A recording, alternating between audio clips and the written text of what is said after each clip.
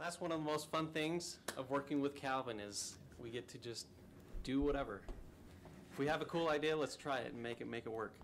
So what we're going to do today is we're going to talk about how we got started, and then also we're going to talk about things that we've learned along the way. So hopefully it'll be good for you guys. And I guess we have a question and answer session after this. So I have to be honest, my dad is a twin, and he and my uncle have their own business together, and I swore that I would never own a business just because he was always working. You know, he's an electrician, and I was a little bit freaked out not having any business experience really myself. Something that was just introduced about the time we were doing it, this is the iTunes U program. Through iTunes, you can get lots of lectures and whatever, and so I had this desire to okay, I'm gonna learn about business and figure out what I should be doing, and what I found, stumbled across, is just motivational things about how to do business, and I think it helped me realize that it's not so bad, and it also confirmed that what we were doing is the right thing. Like the first quote here, there was this talk and it said, if you're going to start a business, what you want to do is to find a really big wave, which we equated as the App Store on the iPhone being this huge wave, and you want to stand in front of it. You don't want to go off into this tiny little wave that nobody cares about. You want to be in front of the big thing. So in my mind, that was like, okay, we're on the right path. Something else that happened, though, or that I heard, is that when you start a business, you're going to experience the highest highs and the lowest lows, and sometimes in a matter of minutes. And throughout the process, as we were going to the developer conference, we were all excited. We'd see, oh yeah, this is gonna be cool, and then we'd see one of our biggest competitors being shown right in the keynote during Apple's big event, and we were like, oh, but then something else really cool would happen, and so you just got to learn how to deal with the stress of things seeming really huge and small. And put them in perspective and step back and not freak out so much. Calvin mentioned that we worked like crazy, and we finally had to put a rule that said, when it gets to be 2 o'clock in the morning, we need to call it good, or we're just going to be plastered the next day. So we had a goal, though, and that was to get our apps on the App Store when it launched. And we kind of narrowed our focus. If you know our apps, To-Do is our main app, and it does really well. AccuFuel is kind of this pet project. It tracks your fuel economy, and those were the two that we picked. Calvin is on this eternal quest to find the best to-do list application, and I was on the quest to not use a notebook because I'm a geek and I follow my fuel efficiency. So we built those two apps, and fortunately, Apple really loved the design of AccuFuel, and they plastered it all over some of their advertisements for iPhones, and we'll show you a couple screenshots. And To-Do still today is our biggest thing, and we're about to come out with something really cool with it, which you'll have to follow us on Twitter or Facebook to see. We hope to launch it soon. But we made it. So let me give you an example of, Boyd talked a little bit about you'll have the highest highs and the lowest lows, and sometimes within a couple minutes. One of them actually happened here. They have the app developer contest here. I don't know, they have them about once a year where they get a bunch of people together and they build apps, and there's a contest to see who did the best. Well, we came to one of those because one of our employees was entering it, and because he was a student here, and we had this product that you're seeing right here is called Corculus that we're doing this presentation in. But originally, the name that we were going to use was Paddlum, and we had this name, and we actually liked Corculus better, but we were going to use the name Paddlum. And while we were at that contest, we got a text from Apple that said, your app's been rejected because you used the name Pad in it, because they didn't want anyone to use Pad because of the iPad. So it got rejected, and we're sitting there in this contest thinking, now what are we going to do? Because the app was all ready to go, we're ready to launch it, and we actually met a guy it was a friend of the guy that was in the contest, and he said, well, why don't you call it Corculus? And we're like, what? Are you kidding me? And so like within a second of being rejected, or it was a couple minutes, we had the new name, which was actually a better name and turned out to work really well, and everybody liked it better. So that's just an example. We had another one here at WWDC. WWDC, sorry, is the Worldwide Developer Conference for Apple. And this was 2008, and just to get into the conference, it's about $1,500 a ticket. That's just for the ticket to get in. You still got to pay for the flights down there and your hotels and your meals and all that kind of stuff. So we're sitting there thinking, man, do we really want to blow, $4,000 to go down to this conference when we don't even know if this thing's going to pan out? This was before the App Store opened and all that. And I remember Boyd asked me, well, is it better to, should we just go ahead and buy the tickets, or should we think about it, figure out what we're going to do? And I said, oh, it's always better, let's just buy them and then we'll figure it out, because we got to go. So we went ahead and bought them, and I think it was within a day after that, couple days, the tickets sold out, so you couldn't get in. And all of a sudden, these things that we were all kind of wishy-washy on, we realized, man, everybody wants to get into this thing. And so it was well worth the money, because we met a lot of people. We met Apple employees that we're still in contact with. We got to introduce ourselves to a bunch of people. They have labs there where we could actually take our product and say, look, this doesn't work. Because in the early days of developing on the iPhone, it was incredible how much it changed. I mean, now it's really stable, and they've got these nice APIs. But at the time, we'd get SDKs, we'd get the developer kits from Apple, and they'd change everything, and suddenly nothing would build, and we'd have to rewrite the whole app to change to fit everything. So it was a constant thing. But one thing that was interesting is we'd go into these iPhone sessions at the conference, and they have these huge rooms, and they allow 5,000 people at the conference, and you'd walk in, and here's this room full of, several thousand people, and we walk in and just think, are you kidding me? This is our competition. Another low. Yeah. Every time we'd walk into one of those rooms, we'd just think, oh, this is unbelievable. And we actually saw some competition while we were there. One of the other developers won an award, and they got up on stage and they were showing their product. And when they announced who had won the award, we thought, at least it was fun to try. And we were ready to almost just give up and say, and they hadn't even started. So they got up and they presented their product, and we saw their product, and we realized, man, that thing is incredibly hard to use.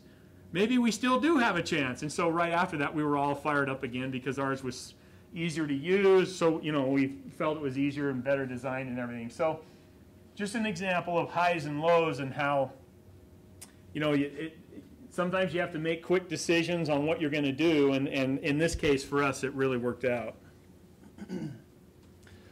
So I guess this is our new format, messing me up a little bit, but we've already talked about the fact that we made it onto the App Store. So you see AccuFuel is there. Both apps within a short amount of time were in the top 100 of the entire App Store. If you go look now on the App Store, it's basically full of mostly games or Apple products near the top. So we were pretty excited about that. Both of our apps were in the top 100, and one thing that was a little frustrating is back in the early days, we had no indication of how many apps we were selling. Today, Apple gives developers a daily report, and we can see exactly how many we've sold. Back then, when they first did this, it was a monthly thing. So all we knew is that we were just getting inundated with emails from people who had downloaded our apps, just asking questions, how do I use this? Or are you going to add this feature? Or, things like that. So it was a little bit disconcerting not knowing, it was about a month before we even knew how many we even sold. But we knew we had a lot of people asking, so it was a good indication. But we were definitely glued to the iTunes store, just watching it constantly and looking at the rankings. And we've learned now that, you don't really need to pay that close of it. You do need to pay attention, but to be glued that much isn't so healthy in productivity. So. And it wasn't just us. I know my wife was glued to it too. She'd text me during the day, "Did you see? It moved," all the time. So, It is still fun to do that when you launch a new version or a new app. Yeah. But so I'm going to talk a little bit about, like Boyd said, we had no indication of what was going on. And suddenly we were still working 2 full-time jobs, only instead of coming home and at 6 o'clock writing code, we had to start answering support email. And so from 6 to 9, 3 hours, 2 of us would just sit there and work and answer email after email. And you'd think, okay, it's all cleared out, and then we think, you know, tomorrow will be easier because they're all gone. And you'd come home from work, and it was just as full the next day. And you're just like, oh, it never ends. The greatest day was when we hired a support guy, and we just said, here, answer those. We need to write code, and we didn't have to do it anymore. So it was great. But let me explain this chart a little bit.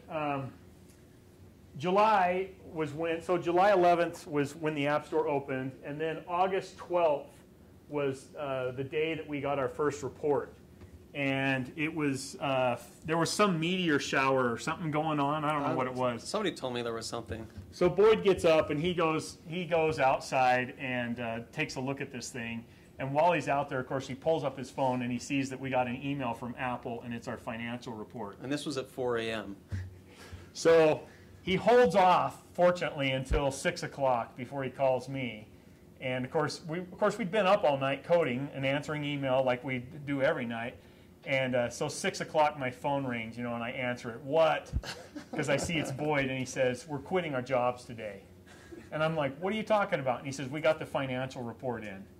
So I wake up my wife and say, hey, we got the financial report. We got to go in and look at this and download it. So we go in and download this report, and it's this huge spreadsheet that's so complicated. I mean, I know what they are now, but at the time, we'd never seen a report. We didn't even know what was on it, and we opened it up, and there's just numbers everywhere because they tell you every little thing. You know, you sold 10 copies in Mexico and this and that, and it's just, I mean, it's just full of numbers. And finally, I you know, after looking at it both my wife and I are looking through this, I finally figure out, and there's a number on there, and I'm like, I think that is our sales number right there. Because you know, it was at the bottom, and it seemed to be the one that added up the right thing for the value and everything. And my wife's comment was, oh no, they've made a mistake. They sent you the entire App Store's report. That is not yours. You're making it sound like incredible, which Yeah. it was, but it's not that good. It wasn't like, you know, we don't ever have to work, and hey, we're, you know. Time to buy an island. Yeah, but it was more than what we expected. I mean, we saw that and we were just like, really? You know, and so we both decided, I'll tell you what it was, is it was enough to support the company going for some time. In fact, the report in August, I think it was, I don't know if this is exactly right, but it was enough to support us for several months. Without, even if we never earned another dime, we knew we could at least go for several months and we'd be good, and we knew we'd have more income during that. So we convinced our wives, hey, we're going to quit our jobs. And let me tell you, to convince my wife of that, she's the type that you go work for a company your whole life, retire, get the gold watch, and live on pension, right? That was her idea of what a successful, you know, business person was. So to get her to be convinced was amazing, and she bought off on it though. So, and she's glad she did now. But anyway, so August 12th, we went into work, and I don't recommend you do this, but we really didn't have a choice because we were just shut. You know, we were so tired. We were working 2 full-time jobs, and to think we're going to go into work and give these guys 2 weeks more of this just because, you know, it's our duty or whatever, we just said, no, we can't do that. And so we walked in, and on that day, we walked in and said, by the way, today is my last day. I'm not coming back in. You know, and of course, they're like, what? So it was an awesome day. Calvin had an awesome day. I had a not so awesome day because my boss wanted to know everything about everything. Yeah. It was fun. So this is what, and when we got that first report, this is what we imagined what was going to happen. This is great, man. We got this, and then we're going to go here, and then we're going to go here, because our burn rate was so much lower than what we got. So that's what we imagined was going to happen, and then this is what actually happened.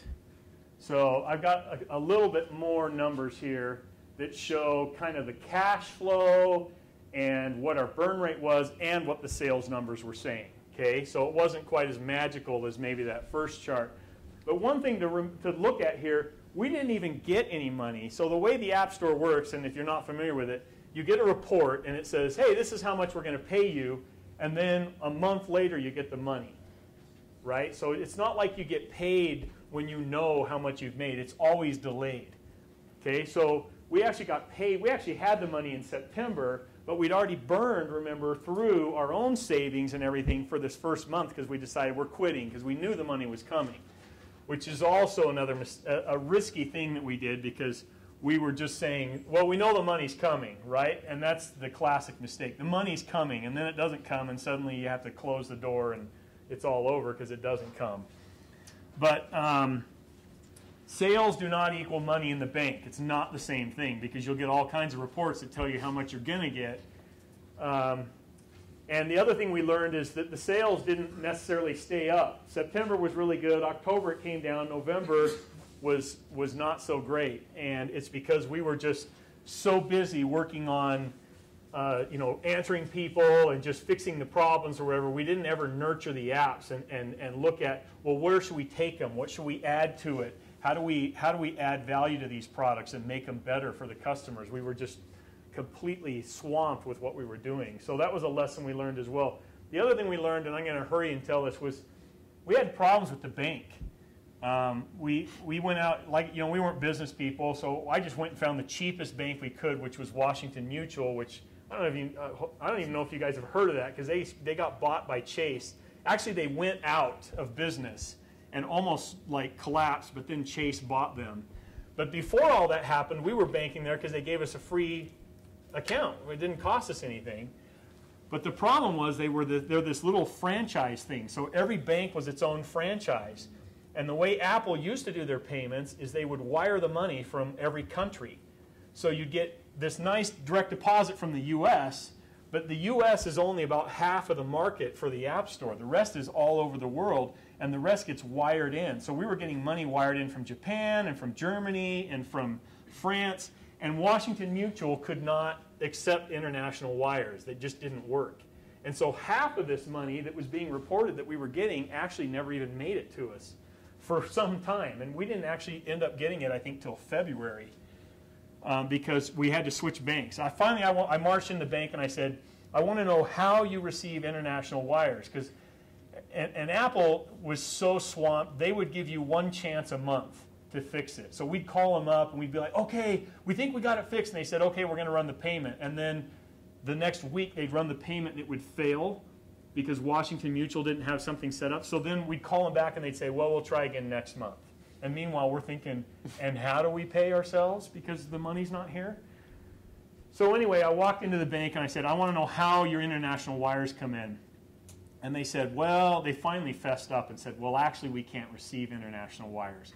What happens is we have Wells Fargo receive our international wires, and then they transfer the money to us. And that was all I had to hear. And I said, oh, that's it. And I drained the accounts right there, went over to Wells Fargo, opened a business account, and magically we got all the money from Apple the next month because we went with a real bank. So just a lesson learned. It's not always the best to go with whatever the cheapest or whatever is, and you might end up paying for it. And in our case, fortunately, we made it through. Is you still? It is. Yes. Okay. So basically, we went through and we did. We changed our plan a little bit. The 2010 3-month plan, that was great. Let me tell you about this. So we changed the products. We put out To Do 2.0, and we added some Outlook Sync and some local sync things that a lot of people were asking for, and it turned the products around. The sales went back up. People were happy with it, and we really started paying attention. But let me tell you about this. In 2010, and this was a couple years later, we thought we were pretty good at this by then, and we thought, you know what, this is going to be great this year. We're going to come up with a 3-year and a 3-month and a 1-year plan, and we're going to execute the 3-month, and then we'll do another 3-month that fits into this plan. And we thought we were so smart doing this, and we get the plan all put together, and we start charging into it, and then Apple announced the iPad. but I mean, literally, like, it was probably like 2 days after we finally said, this is our plan. And we started going, Apple announces the iPad. And suddenly our plan was, there's no iPad in the plan. So we just threw the plan out the window and said, all right, we need to have some apps that are going to come out on the iPad. And Corculus was one of them, and that's the one that we're using here. And then the other one was, we decided we were going to build an iPad-specific version of our To-Do app, because it was you hold the iPad, we wanted something that felt like you were holding it, and so we went in and we did this whole binder feel. And this is a really big version of what it is, but that's, when you're using it on the iPad, the pages flip and you go through and it kind of gives you this binder feel as you use it. And when we released that, it was actually one of the most fun times we've had at the company. This is the front page of the App Store, and this is the top ranking apps on the whole App Store. And you'll see To Do for iPad was actually #1. So that was it stayed there for about 4 days is all. But 4 days at the top of the App Store. And when I say the top, I mean here's Plants vs. Zombies, and there's Angry Birds. And there's To Do for iPad. And this wasn't Photoshop. This was the real thing. So that was an amazing, and it was real fun when we were you'll see Apple's keynote pages and numbers. And when we passed those up one by one, it was like, do they give us a trophy or something for beating their apps? But that was a fun time, and it did really good things for the company. So, we started paying attention to that a lot more, and kind of innovating the apps and making sure that we're keeping up and listening to what people are saying. I found our first bug. Oh yeah? So in our new feature, yeah. So when we go into a picture and then come out, we get booted out of our nice presentation mode, so I don't actually know what's going to happen. Oh, yeah. When I hit the next button here. Hey! All right. All right. So, this has never happened before. I'm really excited. Usually we have to pay homage to the demo gods, but whatever you did, it was awesome. So when we first started, it was just Calvin and me, and Calvin mentioned before the best day that we ever had. One of the best days we ever had was when we hired a kid, a BYU student named Spencer, who answered our emails. That was so awesome because it basically freed up half of our time. So we have like 2 engineers back into the coding system. In 2010, we had 6 apps and 10 people. We've scaled back a little bit today. We have all sorts of different flavors of our To-Do app that run on iPhone, the iPad. We've got one for the Mac, and we've got an online service that handles To-Do. We've also got our Corculus thing. We've got Notebook. We've still got AccuFuel, and some people think we've abandoned it, but I still use it every day. We just haven't updated it in a long time. Because it sells for 99 cents, and we might be able to pay for a person's lunch once a month with the proceeds. A person's, if they eat cheap. Okay. And then we have 7 people. So we've got 4 engineers. We've got a guy who answers support, somebody who does our QA, makes sure that we minimize all the bugs that we have. 4 engineers? Yeah, that's right. Yeah. Anyway. Okay. And Nick. And Nick. Say hello, Nick. No, Nick handles all the stuff that I hate to do and that he loves. So he's our PR guy, and if you write us on Facebook or Twitter, he will be the one to respond to you and make you happy and feel like you're part of Appigo. So now what we want to do is talk about, even though we've kind of talked about a lot of this already, some of the lessons that we've learned. Uh-oh. Yeah, go, no, oh no, that was the wrong button. It'll work. It'll. Oh, wait, use this feature. Look. Use this. Oh yeah, this is cool. This is like all of the sections of the board. You see that? You can just go, no, the next one up. Yeah, there we go. We're already there. Written this morning, right? So.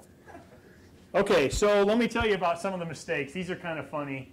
The first one was we went to Macworld, and we had a booth, a little small one, and we thought, we got to have stuff to hand out. What can we hand out? And Boyd had a friend that printed stickers. And we thought, yeah, stickers. Everybody likes stickers. How many can we get? Let's say we decide we're going to spend $1,000. how many stickers can we get for $1,000? Well, it turns out you can buy 40,000 stickers. Wrong question. Right? Well, and that matched up perfectly with there were 40,000 expected attendees, and we thought one for each. Let's get 40,000. So we get down there. These are probably things that you guys learn in like Business 101. Yeah. I don't know. We Probably. didn't know. So these rolls of stickers, I mean, they're that big around, right? And so we took one box with us, and we thought this is going to be great. And the rest were being shipped, and they wouldn't be there till the next day. And we were hoping this one box would last the day. And we got done with the first day, and I think we gave away like one of these little stacks, like a half of that stack. We were holding back. We were like scrimping because we didn't want to run out the first day. We get back to the hotel, and there's 9 boxes of these things waiting for us. And it was a disaster. I mean, I think we may have given out 500 stickers. And so we still have 35,000 stickers back at the office. No, more than that, 39,500. Anyway, so that was our first mistake. Another one, when we first put out AccuFuel, the name was actually MPG. And we put it out on the App Store. We're all excited. And we got an email on July 11th from the trademark owner of MPG telling us, congratulations on getting on the App Store, but I have that trademark. You need to change the name. And fortunately, he was very nice about it and gave us some time. And we went in and changed the name, came up with AccuFuel. And we actually like the name better because it turns out that AccuFuel was very popular in Europe, and MPG doesn't mean anything in Europe. Whereas AccuFuel kind of has some meaning for them. So another one is this quick add symbol. We have a little add button in To Do that indicates you're just going to quickly add a task. And we put that in there, and we never did anything to kind of protect that image. This was something that Boyd drew that we were all excited about, a lightning bolt with a plus. And now, like, all apps have that. I mean, you'll see that everywhere when they do their quick add. And, you know, at the time we put it out, nobody had it in there, and we didn't do anything to kind of protect the image or talk about the feature or anything like that. So it was just a missed opportunity that we probably could have capitalized on that and said, look, we invented the concept of quick add. But, and then the last one's our corporate logo. This is our old corporate logo. And we were really excited because it was kind of designed, this isn't engineers, remember, we're engineers. So this was a table row on an iPhone with a little indicator on there that says you can touch, and we incorporated it into our logo. Pretty creative, isn't it? Well, we got to our building. We finally got to the point where we rented office space, and we went to put up our logo. And we put it up, and what do you know? It looks like we're around the corner instead of where we are, right? So everyone came up and they said, yeah, we thought you were over there or something, you know, because that's what it looks like. So there's our new logo. This is, I have it behind you. That's the new one. So, and nobody gets confused that we're around the corner. So, and it's kind of a nicer logo anyway with the little round thing and all that. So it goes better on T-shirts too. The old one looked like you were a service station guy or something over there when you had that on there. So a couple things I'll say. If you've got a cool idea and you want to try it, don't work alone. I've got a few friends that do work alone, and I see them struggle a lot. One of the best things you can do is to find somebody else, and it's even better if you've worked with them before, so that you know how they work, what their work ethic is like, what they're capable of, what their strengths and weaknesses are, all that type of stuff. Fortunately, Calvin and I had worked together at our previous job. We'd had a couple weeks where the company basically set us loose to come up with just new ideas, and we had done that a couple times and had been really successful. So we both knew how each other worked. We knew that we worked really well together as a team. So if you can do that, experience in school, working on school projects or whatever you can, try to find people that you know and how they work, and that'll help you move faster. It also will help you keep motivated, because one thing that I didn't want to do is to slack off and have Calvin like pulling most of the weight, and I'm sure he probably felt the same way, I hope. And this last thing was really important in the beginning. We'd be coding along, and I'd just be completely frustrated with something that I couldn't get to work, and so I'd go complain to Calvin, and he'd just start complaining about the thing that he was working on. And so basically what would happen is well, the thing that you're doing is easy. And so we'd end up just swapping what we're doing. And it actually works out really well, because the thing that you need to do when you're starting something brand new is just to charge forward as fast as you can. And so, don't try to be a hoarder of, well, this is my thing. Be a team and work together and charge forward together. And it worked out really well for us. The other thing, be frugal. We basically started with as little as we could. We had to buy the tickets to WWDC. A friend of ours actually, sponsored us. He had lots of points on his airline, so he flew us down to Macworld. We had those old black MacBooks. You remember those? Kind of the plastic shell. I kind of missed that one, but I've got a picture of it somewhere. But don't go spend too much money, because if your idea doesn't end up working, or if the bank ends up not, you don't get your funds in time, you're going to be in bad shape, and you may have to shut things down before you even get off running. And it's going to cause you a lot less stress. We actually went and tried to get some funding, and we talked with a bunch of different people, and we were just this close to having a guy pay us, $60,000, $70,000 that would get us by for a few months. And he kept dragging his feet, and it turned out the App Store was coming, and we basically said, you know what, we're so close, we don't need that $60,000 anymore.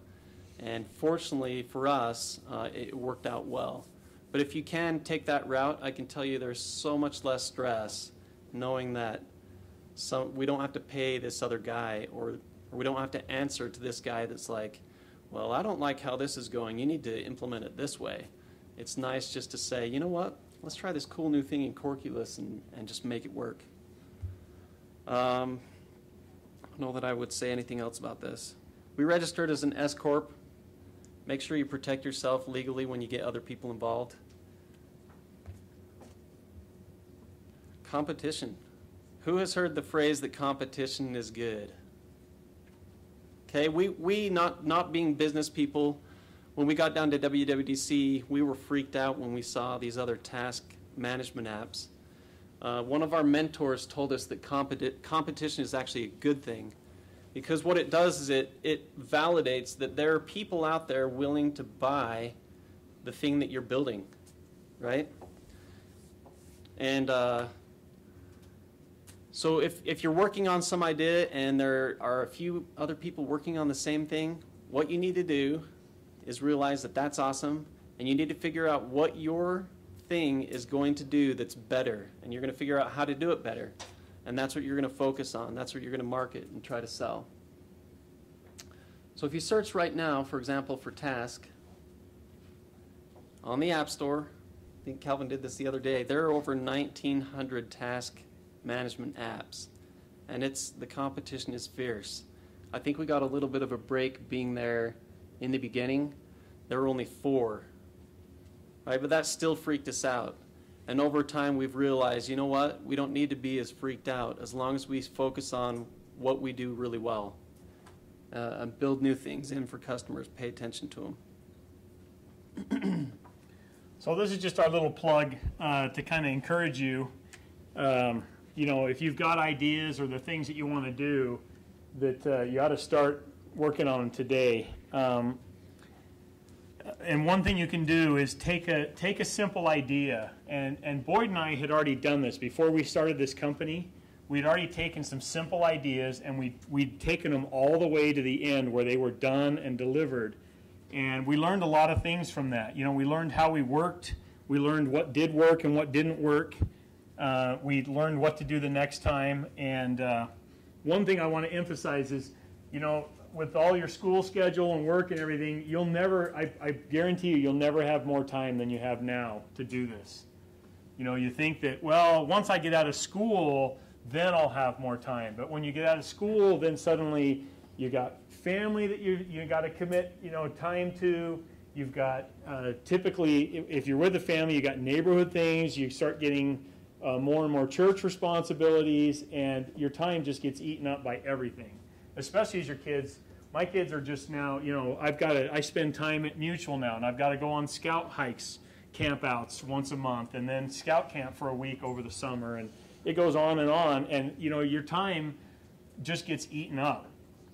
So you'll never have more time to do it than you have now, and it'll be of less risk to you right now. What have you got to lose right now by doing it? As opposed to when you've got a family that's depending on you every day to put food on the table and possibly, a mortgage and all that kind of stuff. It's a lot less risky to do it now. And I'm just fortunate that my family bought off and Boyd's family bought off to let us do it, kind of this late in my career anyway. So, and then another thing is spend at least 10 minutes every day. If you let days go by where you don't spend time on it, pretty soon that day turns into a couple days, turns into a couple weeks, and then you've got to start over because you can't even remember where you were at when you were working on it. If you just spend a little bit of time on whatever the project is every single day, you'll stay fresh on it, you'll be able to keep working on it, and it'll help the project move forward. And that's definitely what we did. I mean, I say that we worked 2 jobs we did work 2 jobs all the time, and we worked all day Saturday when we were doing it as well. But always spending a little bit of time every day helped us, stay on track. I don't think we've ever made it through this whole thing when it's actually time. Usually we rush through these at the end, so we must have done something right. These are just some fun screenshots. This was a shot at Macworld on the Apple booth. So this is Apple's big thing on there, and they had a huge icon right there of Corculus, which was kind of fun. Accufuel. Sorry. See, this is one of the things. This is one of the ones that I was saying that Apple started loving this, and we started seeing it all over. Like you go to the AT&T store, you'd see a little Corculus or Accufuel. This was their big. Messed up. When the App Store turned 1, they were promoting, and they did this big thing, and you can see there's our to-do icon on there right there. These are just kind of interesting things that were fun that happened. This was actually a screenshot from one of their early iPhone commercials. We weren't in the commercial. They never actually showed our app. Fraction of a second. But right before they tapped on whatever they're tapping on, To Do was on there. So we actually made it in an Apple commercial. We were pretty happy about that. And then this was just a fun thing we did. I think it was last year. Yeah. Boyd made up a Corculus pumpkin, those jack-o'-lantern thing, template that you can do it. And then he actually made it. So that was at his house with his jack-o'-lantern last year. So I think the Q&A is after this, right? So it's 4:20, and we're done.